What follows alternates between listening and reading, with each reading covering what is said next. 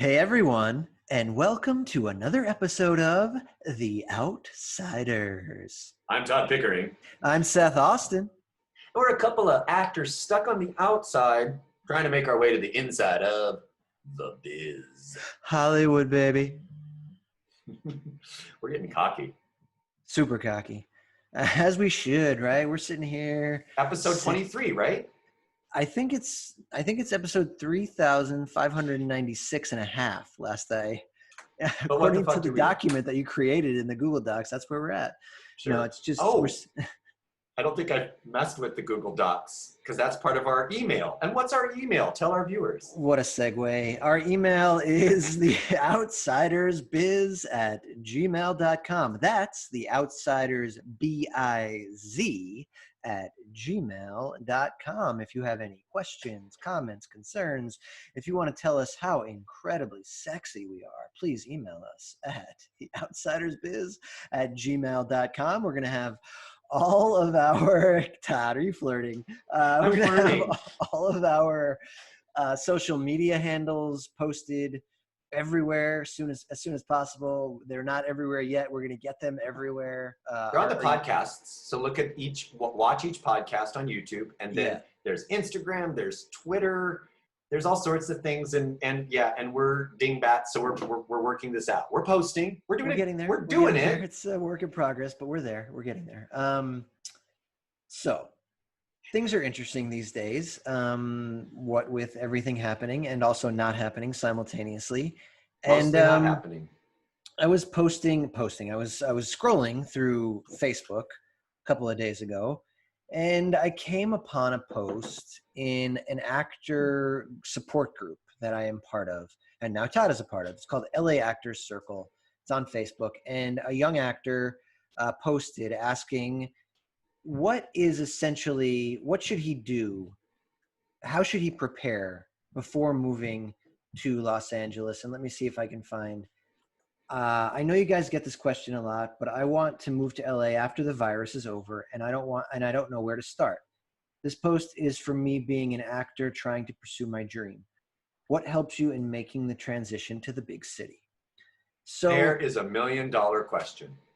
It's a $1 million question. I think it's $1 million. I think you're living in 1981 dollars. I think that's $1 billion question. Wait, it's not the 1980s. Todd, are you a miserable German? Are you stuck in the time warp like the people in Dark? With the hair, yeah. Don't drink, don't smoke. What do you do? So it's a good question, and Todd and I are going to do our best to discuss that today, and our own personal experiences and our own personal advice. I think we want to lead with the idea that no one has the answers, even us, and we are only speaking from our own personal experience. So everyone's going to give you different advice, and you gotta do your own due diligence and your own research and your own experimenting, and you just got to go with your heart, and your gut, and because chasing your dream, don't give up on your dream, right? Do what is going to get you to your dream, and listen to your gut with what that is. And so the first thing I want to say in regard to that is I see a lot of people in this post trying to deter this young actor from moving to Los Angeles, saying that it is a very difficult city, a very expensive city.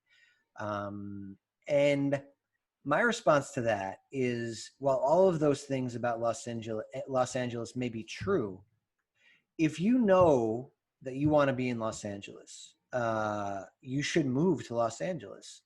The other side of that is, if you know you want to be in New York, you should move to New York. If you know you want to be in Atlanta, you should move to Atlanta. So I think the first step is figuring out exactly where you want to be. And for me, sorry, go ahead, Todd. I'll piggyback on that. You've been reading Michael Shurtlef's book. I have. So that's some advice I'm going to throw out right away. Okay. Read Michael Shurtlef's Audition, because he addresses this issue in that book about knowing your casting, knowing who you are. So LA is a very different beast than New York. Right. If you are a hot young male leading man for on a soap opera, that's LA. If you have a lot of dance experience and you sing beautifully, there's Broadway. So Absolutely. But that read that said, book. I also I don't think that you should move to a city that you don't like purely because you think Absolutely. that you are going to do better there, because there's no guarantee that you will. Just because you think you're more of a musical theater type or that's what you really want to do. If you hate the city of New York, which is a valid opinion to have, by the way, like not Yes. everyone, you don't have to sit there and be like, New York is great. I lived there for a long time. I went from loving it to hating it. So I understand both sides of it. And I still kind of have that relationship with it. So personally, I think you should move to the city where you know you want to be. And I think you need to do your due diligence in figuring that out. For me, that was visiting Los Angeles, and I stayed here for 3 weeks. I rented a car. I sat in traffic. I hated trying to find parking. That was my least favorite part of the experiences. But at the end of the day, I knew that I wanted to be in Los Angeles. I liked the city. Now, some people hate Los Angeles, and that's an equally valid point. And I think my experience has been the people who do not like Los Angeles get eaten alive by Los Angeles, because in the interim, when they're not working, they hate it. And so why would you move to a city that you hate? Right? So that's my Well, overarching piece of advice is find the city that you another, like and move there. you know, we posted this on our social media. Again, you've been reading Michael Shurtleff. There's a quote that he talks about, which I suppose I could pull up, or you could pull up while I'm talking, maybe. But he talks about when you go to audition, if you're hating LA and that's the energy you bring into a casting director, it's going to be in your read. Yeah. So I mean, I keep don't that have in the quote mind. open, but it's part of the being open thing, right? How can you be open if you hate where you Oh, are? I actually had it open. Learn to open yourself up so that you can receive the experience. See, let me try that again. I'm an actor in LA. Take two, folks. What's my motivation? Learn to open yourself up so that you can receive the experience. They, meaning the casting directors, are looking for actors they like. They can't like you if you are hidden from them self-protectively. Express a willingness to like them so they can like you. It's a brilliant quote, and I also want to throw Brilliant. out there that Michael Shurtleff has an equally important part of that, where he talks about how there may be crazy reasons that are completely out of your control that they don't like you, right? So keep in mind that even if you are open, even if you do love what you're doing, if you're so well prepared that you're ready for that experience, you're upbeat, you're ready to like them, but you're too tall, or you look like the producer's ex-husband or the producer's ex-wife that they're in the middle of a contentious divorce with. There's no way that person is going to like you no matter what you do. You have no control. So just be as prepared, be as open as you possibly can, and then just let it go. And do not Great take advice. anything personally.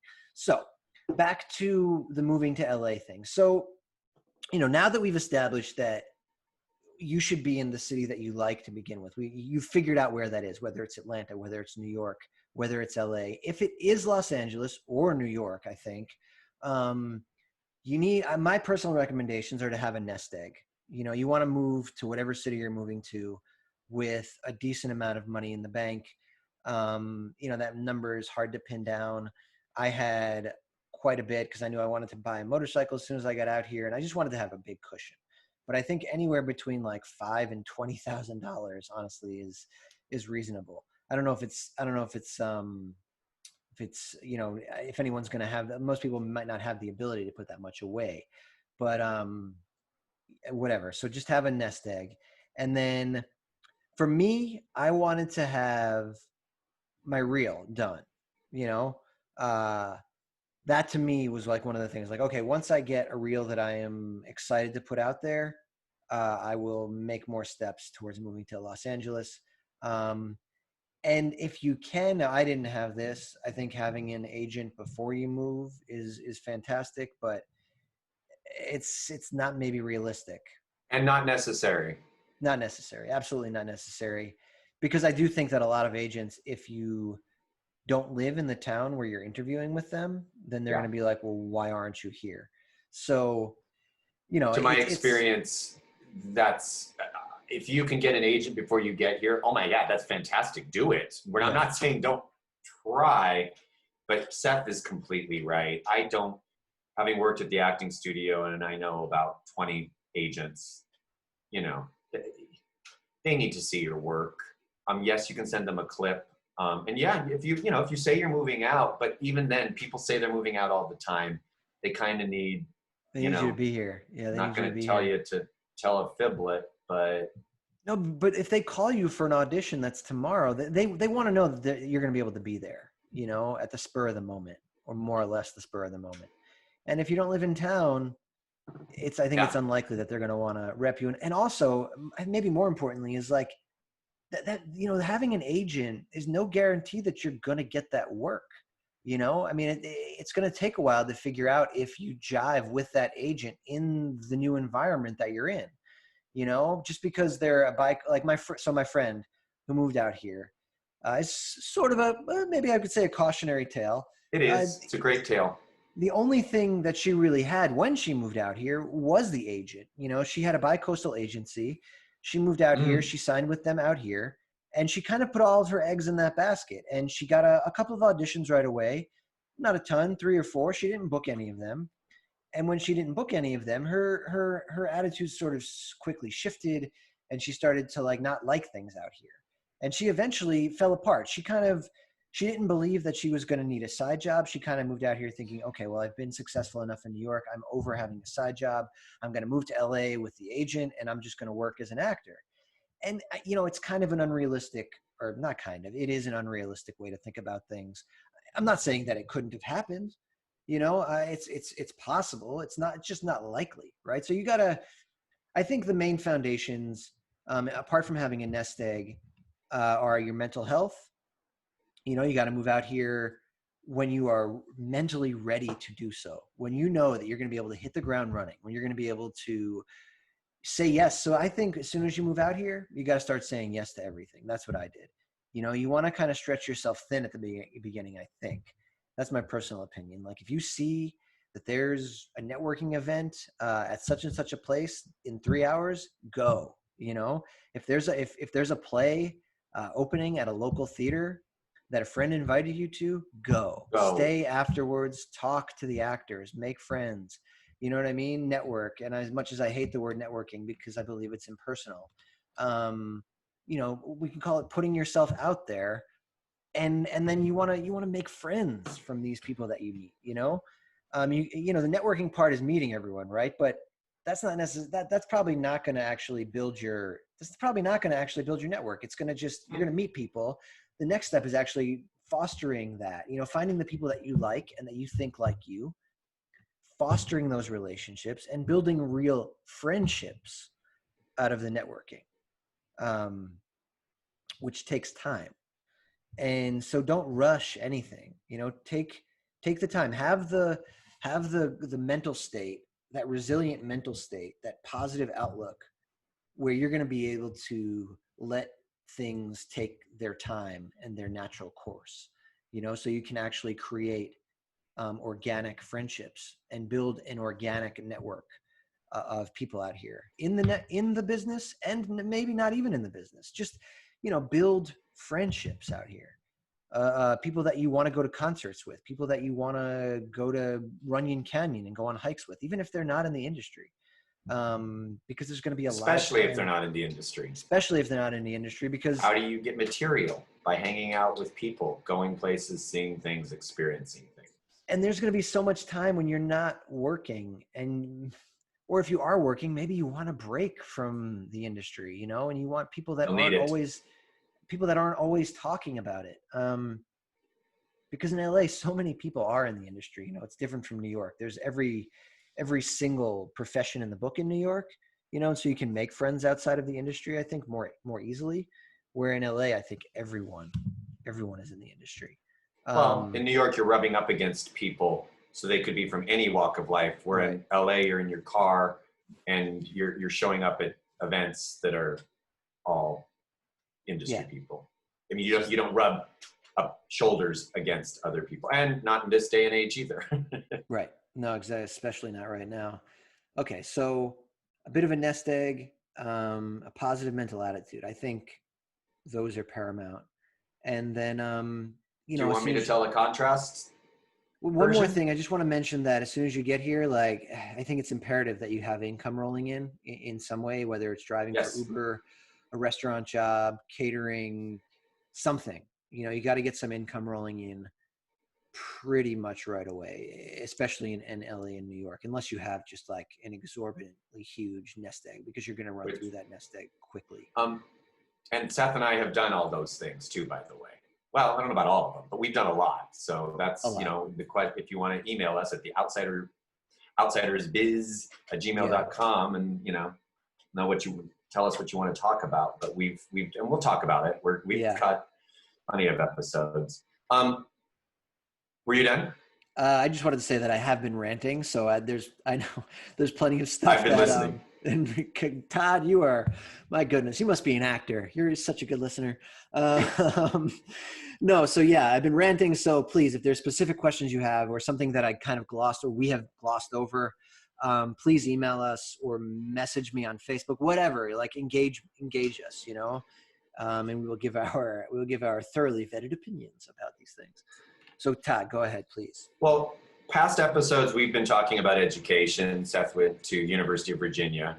University of Richmond. Richmond, in Virginia. University of Richmond in Virginia. I went to the University of Nebraska in Lincoln, because there's multiple. So I graduated young, and one of the things they told us in our theater department to counter LA and New York was saying, another bit of advice is don't go to LA or New York right away because they eat people up. So my personal experience was choosing was choosing San Francisco. I had visited there as a kid. I had many relatives there. The pre-Silicon Valley, because I'm old, but it was burgeoning. It was a place to go where you could work. There was some television programs up there. There were agents. There's definitely equity theaters. I got my equity card in San Francisco. But I had a network. I had a group of people I knew that could introduce me to work, and it got me to California with LA in mind. Right, and then that's an incredible piece of advice, is to move a place where you have a network. Just want to button that. Yeah. That's the most important thing. So living in San Francisco, I could visit LA as a tourist, which, you know, as much as I love San Francisco, and I do, it is my favorite city in California still.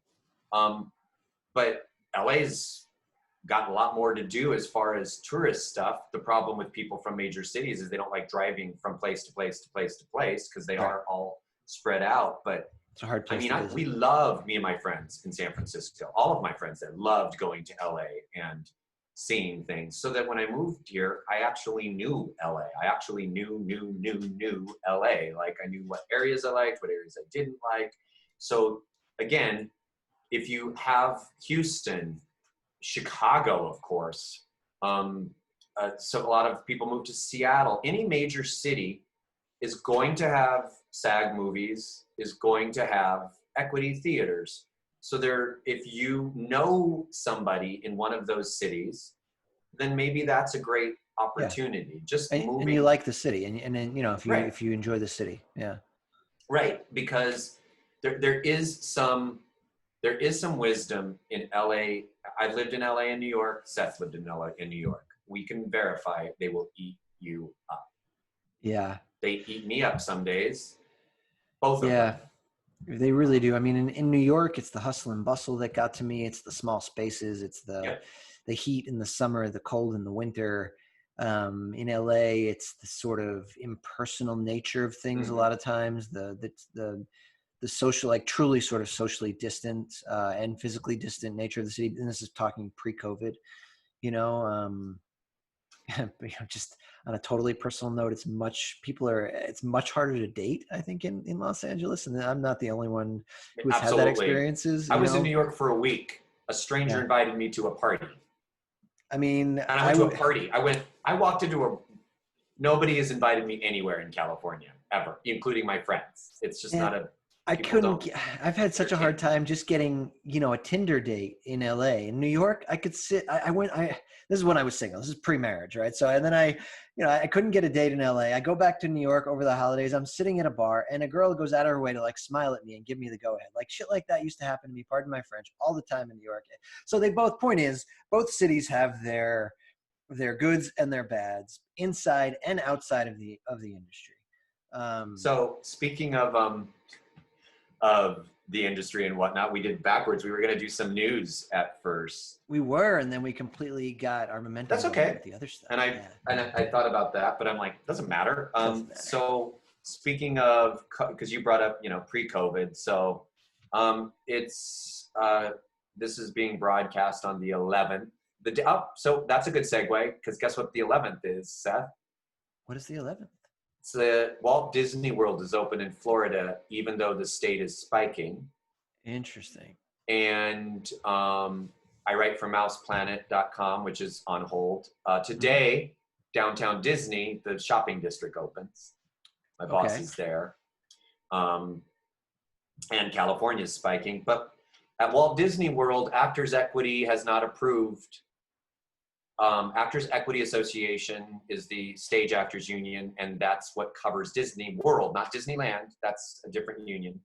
But they have not approved Actors Equity coming back. So here's the interesting news, everyone.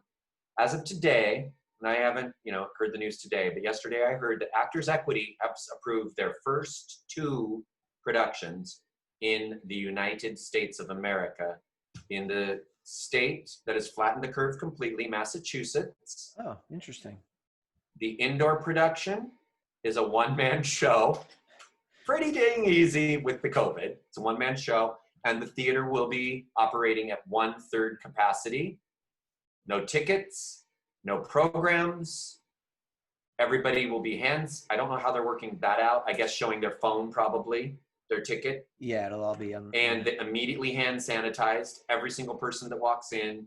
So they've approved it, which is exciting that they're working hard. There's like 100, Disney World being one of them, contracts out, but they're still working, negotiating. The other one's very interesting. It's an outdoor production of Godspell, the musical from the 60s, early 70s. Yeah. Biblical, I know hip and modern by Stephen Schwartz. It's a COVID production. About the actual virus? They're setting it in the COVID era. All the actors will have masks. I mean, they sing, but it's an outdoor production with everybody social distanced. The entire cast has to be sequestered together. So the theater, the only thing they're nervous about, they Equity approved, the actors approved, everybody's excited to go. Hope they like each other, because during the run of the show and even the rehearsals, somehow keeping everybody 100% distance, because singing's a problem. Singing's a problem, and I don't think, though, that it's a thing that, like, as far as them liking each other, it's not like musical theater people can be, like, dramatic or something like that. No. There wouldn't be any problem. There couldn't be any, like, potential friction because of the personalities involved in a production like that. That's not at all something that could happen. Yeah, as actors, the woman that said it in the interview sets, she was like, I hope they like each other. And I'm like, yeah, as an actor, I know how that can go. Oh, man. I've been really lucky, I have to say, personally. Yeah, I haven't. I have never been in a show that I've loathed, or the director's thrown things at people on the stage, or another actor's. I've been in shows with people I don't care for. I've been in shows with people that did not give, in my opinion, a great performance. But nothing. I was in a production once, and we were drinking after the show, a big musical. I think it was Evita or Fiddler on the Roof. It was the summer, right when I moved here. But people were telling horror stories, and I was about directors throwing things at their actors, or saying walking up to an actor and saying, you're not going to ruin my production, but you're going to come close. And I'm like, wow, I have been in some stinker shows, but mostly because they were at University of Nebraska and were a grad show. It just was a weird play. Not because, or like the lead was grossly miscast and just wasn't good, but it wasn't like anybody wept each night. It's like, short college run, and it's like you do more experimental theater. But I've been completely blessed. And even like I told you, we've discussed my one little co-star on Hollywood, that set was just lovely. People were so nice, and you don't always get that. There's just different people. Yeah. And so the only really negative experience I had, I had one college professor who was bipolar, and he would flip out on people. But that's because he was bipolar. So it's a different situation, but still bad. Yeah, it was super unprofessional and terrible at the time, and it's not excusable. But The one I was touring with some folks, and it was only, what was it, 4 or 5 of us in a van, you know, in the middle of nowhere in these very cold, frigid regions of the United States. And Yeah. we all, I think it's safe to say, we mostly hated each other. It was really rough. It was really, really, really, really, really rough, especially because I honestly, after a while, just didn't want to be there because of the touring conditions, you know? Was it because you were all in one van crammed in there? That was a big part of it. I think it How was long just, were you on the road? it was like a couple of months, 2 or 3 Without months. any breaks? No breaks. No breaks. I got food poisoning, so I had to take a break. And all my cast members thought that I was faking it because they knew how much I didn't like being on the road. So So Seth, will you tell our viewers right now, were you faking it? no, unfortunately, I would. I mean, it's been long enough that I would be 100% honest about that. No, I won't go into the details of what I had. Don't, please But don't. this was bad. And I couldn't, I stayed in bed for like, I think 3-4 days straight. And I wasn't, So what was able worse, the food poisoning or the touring? the touring. Yeah. Wow, you didn't think? No, the touring. That's Because was the show terrible? Was it a kid's show? It was pretty terrible. Everything fun about it, as far as like anything adult in it, was cut. Any of the like fun, like kind of subversive stuff in it was cut because it was a kid's show. I was wondering if it was a kid's show. Yeah, it was a kid's show. Performing it fun? No. Did the kids love it? Sometimes. Did you do it for the kids? I did it because I said that I would do it, you know, honestly. And like, it was, yeah, but it wasn't enough. Like, that was the other thing. It wasn't enough to write. And I was the road manager. It was the winter. And meanwhile, we knew that other touring productions that worked for the same children's theater company were in Florida on spring break while we were in the middle of nowhere in, like, you know, the frozen tundra of the Midwest. It was just, you know, I don't want to be super. In Nebraska? It wasn't. It was, we were in Indiana and Ohio. And, yeah. I mean, I had so many negative stories about that experience. But see, I never had that. I did children's theater in Nebraska with Nebraska Rep. Yeah. And we did it for the entire summer, but we had lots of gigs in Lincoln. And so we, you know, sometimes we'd have 3 or 4 gigs a week, and then the next week we'd have 1. So we could have other jobs. We could, you know, once we got X amount of bookings, they said we would only get 10 more, you know, we'd made our money. So like you could have another job. So it was, and we all liked each other. See, that's huge, because in the first one I did 2 productions with that same company. And in the first one that I did, it was only 3 of us. It was a two person smaller. It was smaller by 2 people. And I liked both. Well, I liked one of the people a lot. Me and this woman, Nikki, we got along like peas and carrots. We were like best buds along the way. And I'm still friendly with. So peas and carrots get along? I have no. Is there a war between peas and carrots these days? Is it? I was always wondering how that expression went. Is it like I think liberals? they get along because it's a delicious. Okay, it's not like one is liberal and one is conservative. That's and what fighting each other in the frozen vegetable bag. I think people say like peas and carrots. That's adorable. I'm sorry, I totally interrupted, but no, it's all right. I wasn't saying anything important. So what's our tip? Let's wrap this puppy up. And we got to wrap this puppy up. Basically, this episode was a tip about moving out. I hope our stories helped. Yeah. There's no right way to do it. That's the first. I think that's my tip. I just came out. My tip is there's no right way to do it. You listen to Seth and you listen to me, and if you don't like what I said, don't do it. Todd, I thought you came out in your 30s. Wah, wah, wah. I did. And I'm still single, by the way. Oh my God, Todd is available as anyone. I was gonna throw in the F word there. Todd is available as fuck. Is this a dating site now for me? No, this is professional, Todd. We're keeping this professional. No Am I personality. networking? No, Todd. That's no. We're promoting ourselves. If we're doing that, we're doing a very poor job. So take everything with a grain of salt. Take everyone's advice that everyone gives you with a grain of salt. Listen to your heart. Chase that dream. Read Audition by Michael Shurtlef. Read Audition by Michael Shurtlef. We've only said that about 500,000 times. But it is something really good to do right now. It will help you make those decisions. Okay, so here it is. Here's a good thing that we talked about before we don't make fun of me, Todd. It's degrading. It undermines my message. Take this time. Don't move. First of all, don't move now, right? No. Because we're in COVID time. Take this time to build your arsenal, build your nest egg. Get credits if you can for your reel. Do your due diligence. Read Audition. Read all the books, the acting books you can. Ask for everyone's advice so that you can figure out what you're gonna do once this crazy time is over. And once you've figured out what you're going to do, don't ask anybody's advice.